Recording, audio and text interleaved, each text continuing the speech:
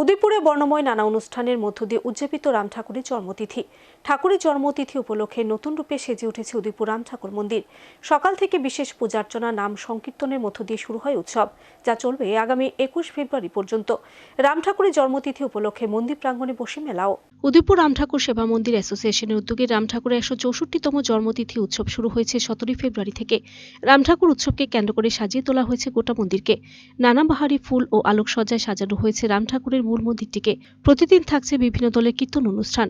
সোমবার রাম ঠাকুরের বিশেষ জন্মতিথি উপলক্ষে বিশেষ পূজার আয়োজন করা হয়েছে। গোটা উৎসবের বিষয় নিয়ে আশ্রম কমিটির পক্ষ থেকে জানানো হয়, এবছর 5টি দল কীর্তনে অংশগ্রহণ করেছে। এর মধ্যে আগরতলা থেকে 2টি দল এবং আসাম থেকে 3টি দল অংশ নেয়। আগামী 21 ফেব্রুয়ারি বুধবার মহাপ্রসাদ বিতরণ করা হবে দুপুর 2টা থেকে সন্ধ্যা 5টা পর্যন্ত। এদিকে প্রতিদিন উৎসব চলাকালীন ভক্তদের মধ্যে অন্নপ্রসাদের ব্যবস্থা করা হয়েছে আশ্রম কমিটির পক্ষ থেকে।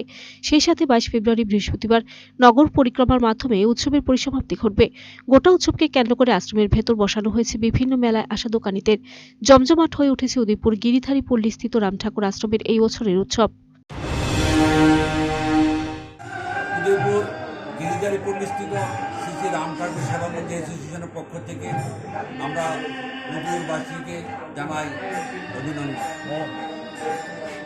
আজ আমাদের 164তম উৎসবের তৃতীয় দিন চলছে।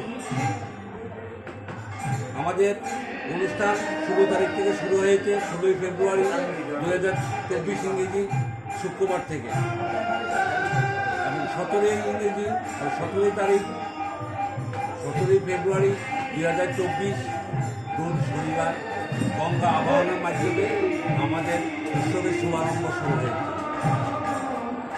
আজ 19 তারিখ রোজ সোমবার ঠাকুরের জন্মতিথি উৎসব।